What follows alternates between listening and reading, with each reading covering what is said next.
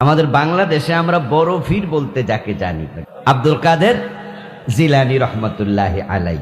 আমি জানি না উনারে এই উপাধি কেডা দিল, এটা আমার জানা নেই। কিন্তু আব্দুল কাদের জিলানী রহমতুল্লাহ আলাই উনি ছিলেন হাম্বলি মাযহাবের লোক। মাযহাব কয়টা? চারটা। তার মাঝে আহমদ ইবনে হাম্বল রাহিমাহুল্লাহ উনার নামের সাথে সংশ্লিষ্ট যেই মাযহাব, এটার নাম হলো হাম্বলি। ইমাম আহমদের অনুসারী ছিলেন আব্দুল কাদের জিলানী। ইমাম আহমদ হলো উস্তাদ, আব্দুল কাদের জিলানী হলেন ছাত্র।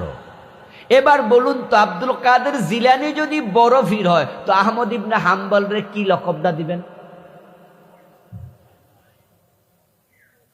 এখন বড়টা তো দিয়া লাইছেন, এরপরে কিটা দিবেন? আর নাই। এই জন্য আবেগের ঠেলা কেডা যে উনারে দিছে আমি জানি না। আচ্ছা, ইমাম আহমদ ইবনে হাম্বল রাহিমাহুল্লাহর ওস্তাজের ওস্তাজের ওস্তাজ হলো ইমাম আবু হানিফা। চার ইমামের মাঝে সবচেয়ে জুনিয়র হচ্ছে ইমাম আহমদ, আর চার ইমামের মাঝে সবচেয়ে সিনিয়র ইমাম আবু হানিফা। আচ্ছা, ইমাম আবু হানিফা রহমতুল্লাহ আলাই ইমাম আহমদের সিনিয়র, আব্দুল কাদের জিলানী রহমতুল্লাহ আলাইর অনেক অনেক অনেক অনেক সিনিয়র। এবং ইমাম আবু হানিফা বলতেছে, ইজা ওয়াজাদতুম কওলি খিলাফাল কুরআনি ওয়াস সুন্নাহ ফালকু কওলি আলাল জিদার খুযুল কিতাবা ওয়াস সুন্নাহ।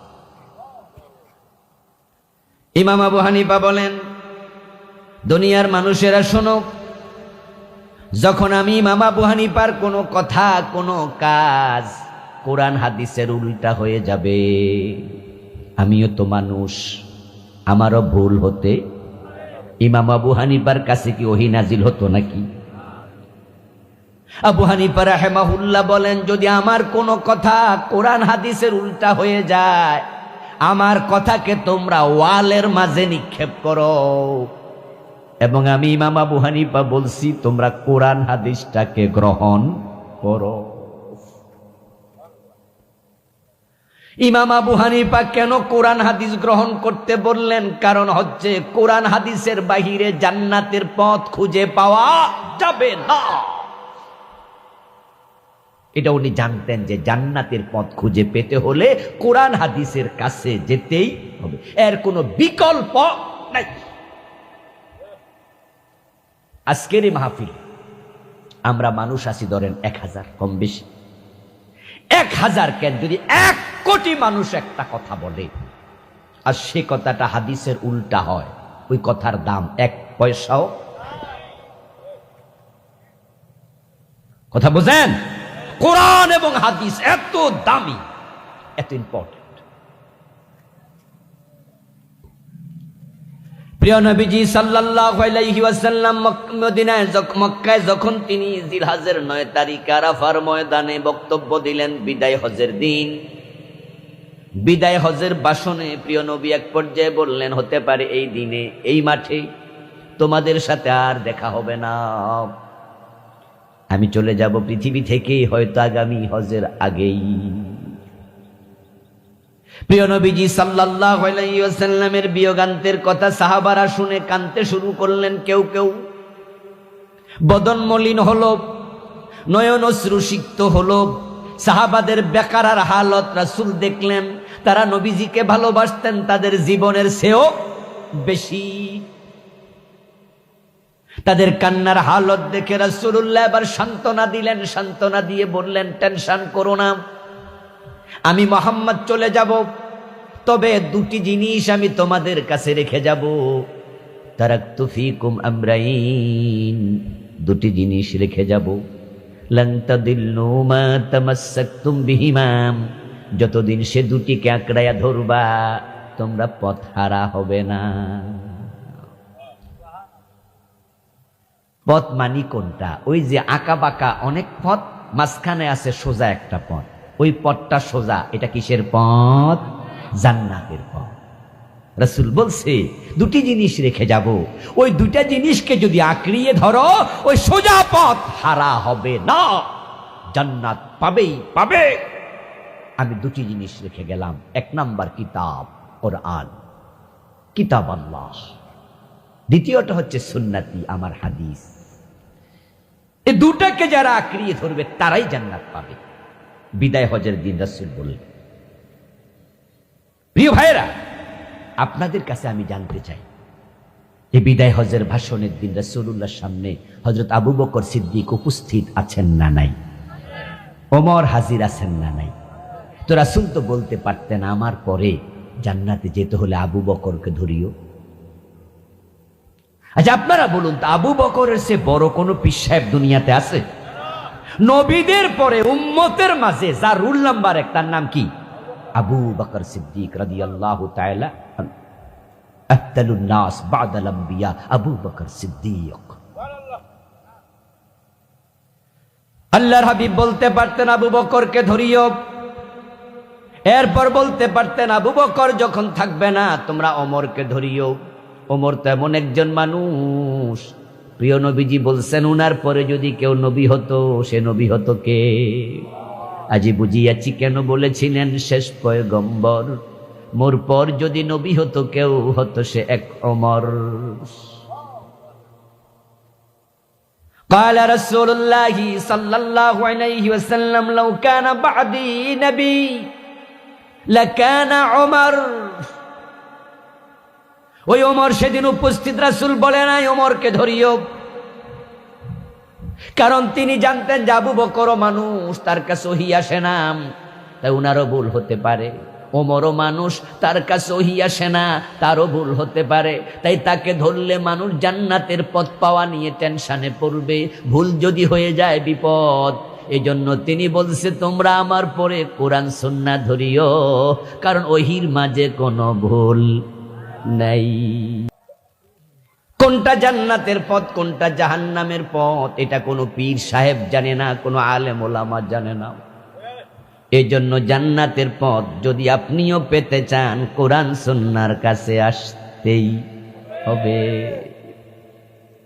জান্নাতের পথ পাওয়ার জন্য আমরা কি কোরআন হাদিসের কাছে বেশি যাই নাকি পীর সাহেবের দরবারে বেশি যাই? বাংলাদেশের লোকদের কথা বলেন, কোরআন হাদিস বেশি পড়ে না পীর সাহেবের বাড়ি বেশি যায়? কারণ আমাদের দেশের মানুষের ধারণা হলো হুজুররা আমাদের জান্নাতের পথ দেখাবে। হ্যাঁ দোস্ত, যেমন আপনারাও আজকে আমার মাহফিলে আসছেন, তো আমিও তো একজন হুজুর, এখানে পীর সাহেব হুজুরও তো আসতে পারতেন। আর আমি যদি কোনো পীরের খলিফা হইতাম তাহলে তো আমিও মোটামুটি অর্ধেকটা পীর, ঠিক না? খলিফা মানে কি? হাফ পীর, এরপরে ফুল পীর। তা আপনি বলবেন যে হুজুর আপনার কাছেও তো আসছি, তাই পীরের কাছেও যাই, অসুবিধা কি? আমি বলবো হ্যাঁ দোস্ত, হুজুরের কাছে যাবেন, পীরের কাছে যাবেন, কিন্তু মাথায় রাখবেন হেদায়াত হুজুরের হাতে নাই, হেদায়াত কার হাতে? এই পীর এই হুজুর হেদায়াত দিতে পারবে না, কারণ পীর সাহেবের হেদায়াতটাও কার হাতে? তাই নামাজের মাঝে দাঁড়াইয়া প্রতিদিন ইহদিনাস সিরাতাল মুস্তাকিম এ দোয়া করে আমরা হেদায়াত চাই কার কাছে? হিদায়াতের জন্য আপনি পীরের কাছে নয়, আল্লাহর কাছে যান, কোরআন হাদিসের কাছে যান। তবে হ্যাঁ, কোরআন হাদিস বুঝার জন্য, শিখার জন্য পীরের কাছে উস্তাদ হিসাবে যাবেন, হুজুরের কাছে আসবেন, বক্তার কাছে যাবেন। কোন বক্তা, কোন পীর, কোন আলেমের কথা যদি কোরআন হাদিসের সাথে মিলে গ্রহণ করবেন। যদি কোরআন হাদিসের উল্টা হয়, কোন পীরের কথা, কোন হুজুরের কথার মূল্য এক আনাও নাই। হিদায়াতের পথ কোরআন এবং সুন্নাহ থেকে নেবেন। কোরআন হাদিসের সাথে যদি কোনো আলেমের কথা না মিলে, এই কথা ফেলে দেবেন, বাপ, এটার মূল্য এক পয়সাও নাই।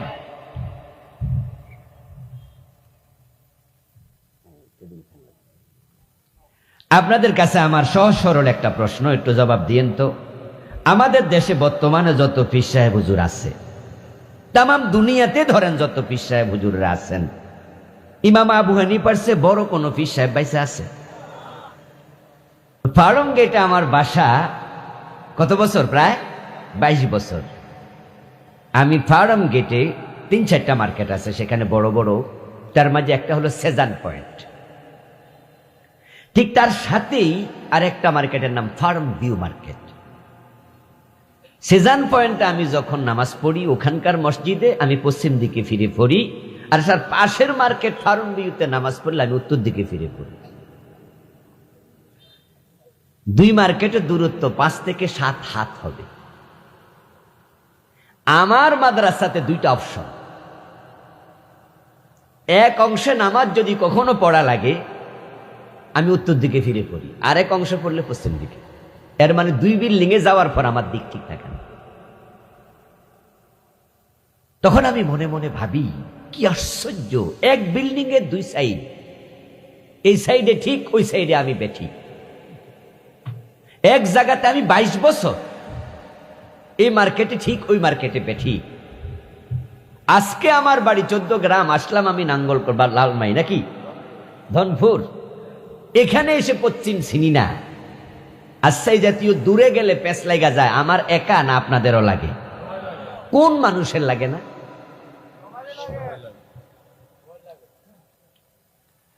আল্লাহ বলছেন ওমা উতিতুম মিনাল ইলমি ইল্লা কালিলা, আমি মানুষকে ইলম দেই নাই, তবে দিয়েছি বড়ই সামান্য। যেই মানুষ দুনিয়ার সবচেয়ে বড় সার্টিফিকেট নিয়া পিএইচডি হলো, দুনিয়াতে যত সার্টিফিকেট আছে সবগুলার বাপ না, এর উপর আর কোনো সার্টিফিকেট নাই। আমি তো আলহামদুলিল্লাহ ওইটাও নিছি। আলিয়া মাদ্রাসায় পড়ছি কামিল ফিকা, কমি মাদ্রাসায় পড়ছি দাওরা, জীবনে হেফসখানায়ও পড়ছিলাম, যদিও শেষ করতে পারি নাই। University honours masters MPhil PhD, সার্টিফিকেটের দিক থেকে আমি আর কোনটা বাদ দেই নাই, মোটামুটি সব নিছি। নিয়ে আমি পশ্চিম চিনি না। এলেম বোঝেন, আমাদের অবস্থাটা বুঝেন। আল্লাহ তাআলা যা বলেন সেটাই সত্য, ঠিক কিনা? আল্লাহ বলছে আমি মানুষকে এলেম দিনে দিয়েছি সামান্য। আমার বন্ধু, এই সামান্য এলেম দিয়ে মানুষ জান্নাতের পথ খুঁজে যে পাবে না, এটা মহান প্রভু জানেন, তাই তিনি নবী পাঠাইছেন। সুবহানাল্লাহ পড়েন, এটা আল্লাহর দয়া। আমরা প্যাঁচ লাগাইয়া দিতাম। এমনও ঘটনা ঘটেছে, আমার গাড়িতে 4 জন লোক ছিল, আমার ড্রাইভার সহ আমরা 4 জন মসজিদে নামলাম, নামাজ পড়লাম। ওই দিন নামাজটা পড়ছি আমি পূর্ব দিকে ফিরে, এটা কিশোরগঞ্জের এক মসজিদ। আসলে কি পূর্ব দিক ছিল? মানে আমারটা কইতেছি একবারে 100 ডিগ্রি উল্টা। আরে আমার যেটা পশ্চিম, পাবলিক যাই দেখি পূর্ব দিকে ফিরে পড়তে। তোমার মাগরিবের নামাজ ছিল, তো আমি ওদের সাথে পূর্ব দিকে ফিরে নামাজ শেষ করছি। তো নামাজ শেষে আমি আমার সঙ্গীদেরকে জিজ্ঞাসা করলাম, আচ্ছা আমি তো আজকে নামাজ পূর্ব দিকে ফিরে পড়ছি, তোমাদের খবর কি? একজন কয় না হুজুর এটা পশ্চিম, আরেকজন কয় জি না এটা দক্ষিণ, আরেকজন কয় এটা উত্তর। আমি সেদিন আরো আশ্চর্য হলাম, মানুষ আমরা কয়জন? দেখেন 4 জন 4 মত। যদি আল্লাহ নবী না পাঠাইয়া জান্নাতের পথ আমাদের উপর ছাইরা দিত, আমরা 4 জন 4 রকম কথা বলতাম, ঠিক না? আমি বলতাম এদিকে গেলে জান্নাত পাওয়া যায়, হে কইতো না, প্যাঁচ দিতাম লাগাইয়া। রাসূলুল্লাহ সাল্লাল্লাহু আলাইহি ওয়াসাল্লাম একদিন হাতে একটা কাঠি নিলেন, উপস্থিত সাহাবাদের সামনে হাতের কাঠি দিয়া মাটির মাঝে অনেকগুলো আঁকা বাঁকা আঁক দিলেন। তারপর মাঝখান দিয়ে একটা সোজা আঁক দিলেন, দাগ দিলেন। দাগ দিয়ে সাহাবাই কেরাম যারা উপস্থিত ছিলেন তাদেরকে প্রশ্ন করলেন, এই যে আমি অনেকগুলো আঁকা কি করলাম, দাগ দিলাম মাটিতে, এর ব্যাখ্যা জানো নাকি? উপস্থিত সাহাবারা বললেন, না আমরা বুঝি নাই। প্রিয় নবীজি সাল্লাল্লাহু আলাইহি ওয়াসাল্লাম তখন জবাব দিলেন, শোনো, এই আঁকা বাঁকা যতগুলো আঁক আছে এগুলো জাহান্নামের রাস্তা, আর মাঝখানে একটা সোজা আঁক দিলাম, একটাই শুধু জান্নাতের রাস্তা। এবার আপনারা বলুন তো, জান্নাতের রাস্তা কয়টা? বাঁকা না সোজা? এখন আমরা 4 জন যদি 4 রাস্তা দেখাই, তাহলে আসলটা কেমনে পেতাম? এখন আপনি বলবেন যে 4 জনের মাঝে যিনি সিনিয়র তারটাই মনে হয় ঠিক। এটা বলার কোনো সুযোগ আছে? মুরব্বীদের ভুল হয় না? তাহলে কাঠটা ঠিক। শেষ পর্যন্ত পেছে পইরা আমরা নাতি খাওয়া লাগতো, কারণ যারা নাতি ঘেরা বলে জান্নাতি নাই, তো আমরা কিলাকিলি করে শেষ পর্যন্ত কইতাম ঠিক আছে বাদ দেও, জান্নাত আর লাগবো না। মানুষগুলো জান্নাতের রাস্তা খুঁজে পেত না, এজন্য আল্লাহ তাআলা দয়া করে এমন কোন জাতি নাই যাদের কাছে নবী পাঠান নাই। দুনিয়ায় যত নবী এসেছেন সব নবীর একটা কমন কথা ছিল, কমন কথাটা হলো আত্তাকুল্লাহ ওয়া আতিউন। এটা ছিল সব নবীর জন্য কমন কথা। বাংলা অর্থ হলো নবীরা মানুষের কাছে এসে বলেছেন আল্লাহকে ভয় করো, আমি হলাম নবী, আমার আনুগত্য করো। আমি নবী, আমার কথা শোনো, আমাকে মেনে চলো। এবার বলুন তো, যেই যুগে যেই নবী এসেছেন ওই যুগে উনার সময় উনার সে মুরব্বী মানুষ ছিল না। ইব্রাহিম আলাইহিস সালাম উনার বাবা আজরকে জিন্দা পেয়েছেন। বাবার বয়স বেশি না ফোলার বয়স বেশি? ডেফিনিটলি বাবার বয়স। এখন ইব্রাহিম হলো ছেলে, আজর হলো তার বাবা। এখন তিনি নবী, এজন্য তিনি তার বাবাকেও বলেছেন ওয়াত্তাকুল্লাহ ওয়া আতিউন। আপনি বাবা হইতে পারেন, কিন্তু আপনি জান্নাতে যেতে চাইলে আমাকে অনুসরণ করতেই। রাসূলুল্লাহ সাল্লাল্লাহু আলাইহি ওয়াসাল্লাম যখন মানুষকে জান্নাতের পথ দেখান, তখন কি উনার চাচা আবু তালেব জিন্দা ছিল না? আব্বাস জীবিত ছিল না? আবু লাহাব জীবিত ছিল না? ওরা কিন্তু রাসূলুল্লাহর আপন চাচা, উনার বাবারও বড় ভাই কেউ কেউ। এবং রাসূল সাল্লাল্লাহু আলাইহি ওয়াসাল্লামকে কোলে পিঠে করে মানুষ করছে যিনি, তিনি তো আবু তালেব, রাসূলের আপন চাচা। উনি মুরব্বী, সিনিয়র পারসন। কিন্তু নবুয়ত পাওয়ার পর আমার নবীও বলছে ও চাচা আমাকে অনুসরণ করো। আল্লাহ তাআলা আমাদের জন্য নবীকে অনুসরণ করা নফল বানাইছে না ফরজ? কারণটা কি? কারণ হচ্ছে নবীকে পাঠাইছে জান্নাতের পথ দেখাতে, আর জান্নাতের পথ পেতে হলে নবীকে মানতেই হবে। এবার আপনারা বলুন তো, নবীগণ যে জান্নাতের পথ আমাদেরকে দেখালেন, উনারা মন মতো দেখালেন না আল্লাহর কথা মতো? নবীরা মন মতো চলেছে না ওহী মতো চলেছে?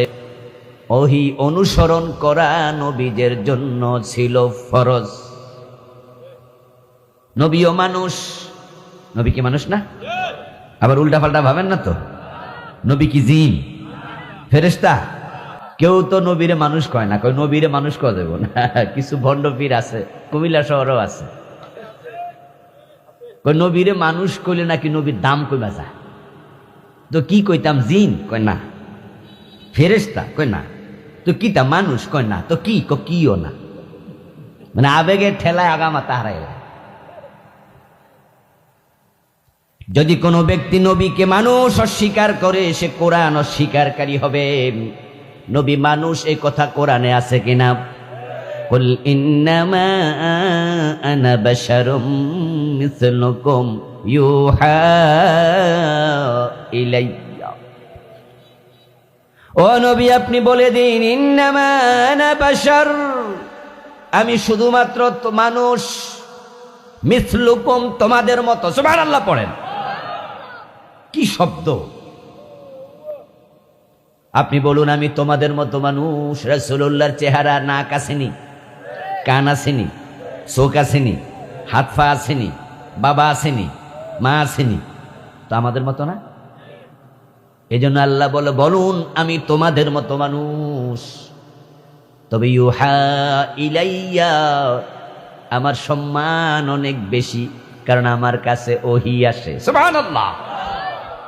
তিনি মানুষ, তবে সর্বশ্রেষ্ঠ মানুষ, ঠিক না? সব মানুষের মাঝে উনার রুল নাম্বার কত? 1। মানুষ কিন্তু নাম্বার 1। যদি আপনি বলেন যে মানুষ না, তাহলে কোরআন অস্বীকার করবেন। কোরআন অস্বীকার করলে ঈমান থাকবে? আবেগে ঠেলায় মুশরিক হয়ে যাবেন, কাফের হয়ে যাবেন। ঈসা আলাইহিস সালামের উম্মত, উনাকে কিন্তু আল্লাহর বান্দা বলতো না, মানুষ বলতো না, বলতো উনি আল্লাহর ছেলে। ঈমান আছে না গেছে? দাম বাড়াইতে চাইছিল, কয় নবীও মানুষ, আমরাও মানুষ, নবীও বান্দা, আমরাও বান্দা, তাইলে কি সমান সমান হয়ে গেল না? তো কয় হ্যাঁ। কই জন্য উনারে সরাই দাও, সরাইয়া আল্লাহর ছেলে বানাই দাও। বউরে আদর করা সুন্নত নাকি? রাসূল স্ত্রীকে আদর করতেন না? মা আয়েশা বলতেন যে রাসূলুল্লাহ সাল্লাল্লাহু আলাইহি সাল্লাম, আমি গ্লাসের যে জায়গায় ঠোঁট লাগিয়ে পানি পান করতাম, প্রিয় নবীজি মাঝে মাঝে সেখানে ঠোঁট লাগিয়ে পানি পান করতেন। আমি কোনো মাছের কাঁটা চুষে যখন রাখতাম, মাংসের হাড্ডি চুষে রাখতাম, গোস্তের হাড্ডি, আমার রাসূল সেটা তুলে আবার মুখে চুষতেন। বউরে ভালোবাসা সুন্নত, তবে বেশি ভালোবাসা মা ডাকা যাবে তো, এলে বাড়াবাড়ি হয়ে গেল না? রাসূলুল্লাহ মানুষ না, কিও না। ওরা আবার গান বানায়, মানবের রূপ ধরি এক নবী এলেন ভবেতে, করল আলম লুটে পড়ে তাহার চরণ তলেতে, ইয়া রাসূল। নাউজুবিল্লাহ। কয় তিনি মানুষের রূপ ধরে আসছে, তিনি মানুষ না, উনি মানুষ না, মানুষের সুরত ধরছে উনি। এরা গান বানাইছে, আস্তাগফিরুল্লাহ আল আযীম। অথচ আল্লাহ বলে তিনি মানুষ। আমরা কোথা থেকে জানি আসছিলাম? আল্লাহ তাআলা দয়া করে আমাদের মাঝে, ও নবীও মানুষ, নবী বানাইছে, আমাদের মাঝে পাঠাইছে। মানুষ হিসাবে আমরা যেমন পথঘাট ভুলা যাই, রাসূলেরও পথঘাট ভুলার সম্ভাবনা আছে। মানুষ তো, তাই কোথাও গেলে উনিও রাস্তা চিনতেন না, যেমন আমরা চিনি না। মানুষের জিগাই যে কোন দিকে রাস্তাটা। এই জন্য রাসূল সাল্লাল্লাহু আলাইহি ওয়াসাল্লাম সহ সব নবী, তারা আমাদেরকে জান্নাতের পথ দেখাইছে, কিন্তু বানাইয়া না, মন গড়া না, নিজে নিজে না। তাদেরকে জান্নাতের পথ দেখাইছে কে? যখন থেকে কোন নবী নবুয়ত পেয়েছেন, তখন থেকে ইসলামের ব্যাপারে সেই নবীর বানায়া কোনো কথা বলার অনুমতি ছিল না। বরং নবীকে আল্লাহ তাআলা নিজে সরাসরি ওহীর মাধ্যমে কন্ট্রোল করতেন। তাই রাসূলুল্লাহ সাল্লাল্লাহু আলাইহি ওয়াসাল্লাম বলছেন, আমি নবী, আমি বানায়া কথা বলি না। আল্লাহ পাক রব্বুল আলামিনের পক্ষ থেকে তোমরা মেসেজ নাও, কোরআনের আয়াত শোনো, মা ইয়ানতিকু আনিল হাওয়া ইন হুয়া ইল্লা ওয়াহয়ুন ইউহা। আল্লাহ বলে আমার নবী বানায়া কথা বলে না, যা বলে সব আমার পাঠানো ওহী। তিনি যা বলেন সেটাও ওহী, তিনি যা করেন সেটাও ওহী। ওহীর বাহিরে বলেন না, ওহীর বাহিরে করেন না, ওহীর বাহিরে তিনি চুপও থাকেন না। এই জন্য রাসূলের কথার নাম হাদিস, কাজের নাম হাদিস। রাসূলের সামনে কেউ কোনো কাজ যদি করত, রাসূল চুপ থাকতেন, চুপ থাকাটার নামও হাদিস। ওহী হলো দুই প্রকার, ওহিয়ে মাতলু, ওহিয়ে গায়রে মাতলু। মাতলু মানে হলো কোরআন, যেটা নামাজে পড়া হয়, এটা ওহী। আর গায়রে মাতলু মানে হাদিস, যেটা নামাজে পড়া হবে না, এই হাদিসটাও ওহী। হাদিস রাসূলুল্লাহ বলেছেন, কিন্তু বানাইয়া বলেন নাই। আল্লাহ বলেছেন বলো, তখন তিনি বলতেন। প্রিয় নবীজি সাল্লাল্লাহু আলাইহি ওয়াসাল্লামকে যখন কাফেররা কোনো বিষয় প্রশ্ন করত, প্রিয় নবী জানলে সাথে সাথে উত্তর দিতেন। যেটা জানা ছিল না সেটা গোজামিল দিতেন, মন গড়া বলতেন না, ওহীর জন্য অপেক্ষা করতেন। কথা বলে না ভাইয়েরা আমার? গোজামিল দিতেন, মন গড়া বলতেন, ওহীর জন্য অপেক্ষা করতেন। প্রিয় নবী সাল্লাল্লাহু আলাইহি ওয়াসাল্লাম যখন মেরাজ কমপ্লিট করে আসলেন, মসজিদে হারামের পাশে দাঁড়ায়া হাতিমের মাঝে তিনি মেরাজের আলোচনা করছিলেন। কাফেররা তখন রাসূলুল্লাহর কথা বিশ্বাস করে নাই, কিন্তু আবু বকর সিদ্দিক বিশ্বাস করলেন। তারপর তাদের মাঝে একজন ব্যক্তি ছিল, নাম ছিল মুতঈম ইবনে আদি। ওই মুতঈম ইবনে আদি রাসূলুল্লাহ সাল্লাল্লাহু আলাইহি সাল্লামকে আটকানোর জন্য একটা প্রশ্ন করেছিল। প্রশ্নটা ছিল, ও বাতিজা আব্দুল্লাহর বেটা মুহাম্মদ সাল্লাল্লাহু, তুমি যদি গত রাতে মসজিদ আকসায় গিয়ে থাকো তাহলে বলো তো মসজিদ আকসার দরজা জানালা কয়টা? প্রিয় নবীজি কি বললেন শুনুন। ক্বালা রাসূলুল্লাহ সাল্লাল্লাহু আলাইহি ওয়াসাল্লাম সাআলুনি আন আশিয়া লাম আথবুত আলাইহি, তারা আমার এমন কিছু প্রশ্ন করলো যেটার উত্তর আমার জানা ছিল না। তিনি মসজিদে আকসায় গেছেন, কিন্তু দরজা জানালা গোনা দরকার আছে নাকি? এটা ওনার কাম নাকি? আমরা যে আজকে মাহফিলে আইছি, আমরা কি ফ্যান্ডেলের লাইট গনছি, বাঁশ কয়টা গনছি? এটা কি আমাদের কাম? ওই বেটা রাসূলুল্লাহকে আটকানোর জন্য প্রশ্নটা করছিল।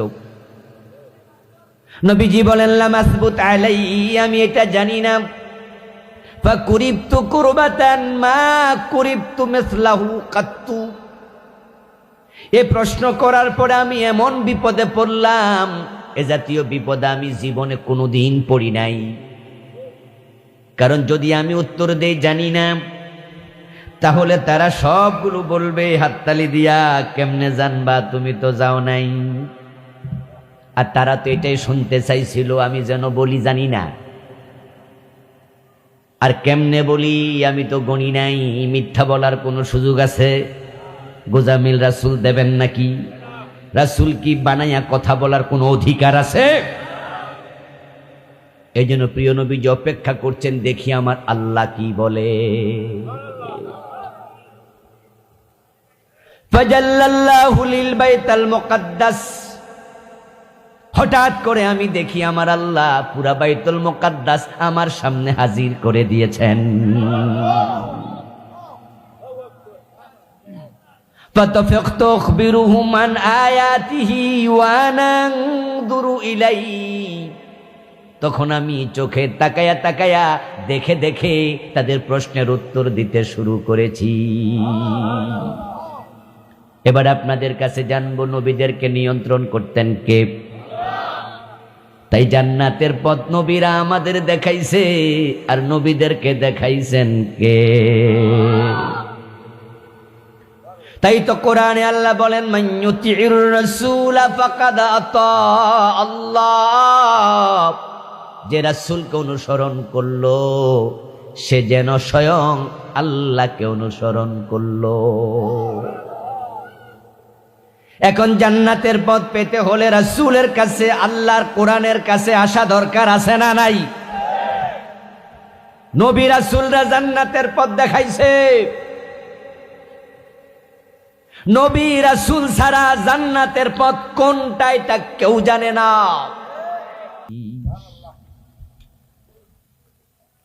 ও প্রিয় ভাইয়েরা, এখন আমি 1 নাম্বার মেসেজ আজকে দিয়ে দিলাম, কয়েকটা মেসেজ দেব এই আয়াত থেকে। প্রথম মেসেজটা হলো কোরআন সুন্নাহ ধরো। এখন আপনারাও জান্নাত পাওয়ার জন্য আলহামদুলিল্লাহ আগ্রহী, এই জন্য দুপুরবেলা মাহফিলে চলে আসছেন।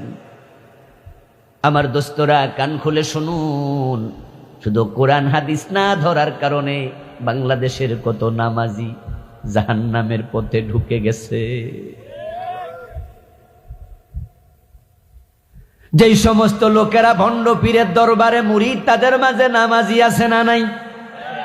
ও ভাই, 5 ওয়াক্ত নামাজ পড়ে আবার পীরের পায়ে সিজদা দেয়, এমন নামাজিও আছে। এই যে লোকটা পীরের পায়ে সিজদা দিল, ভণ্ড পীর তার ঈমানটাকে শেষ করে দিল। ভালো মানুষ, ভালো মানুষ, ওজনে কম দেয় না, মালে বেজাল দেয় না, অথচ সে ভণ্ড পীরের হাতে মুরিদ হওয়ার পর এখন আর পর্দার গুরুত্ব দেয় না। সরাসরি নিজের বউ পীরের দরবারে নিয়ে যায়, নিজের মেয়ে দিয়া পীরের পা টিপা। এমন কিছু মুরিদ আছে না নাই? পর্দা স্বীকার করলে ঈমান থাকবে নাকি?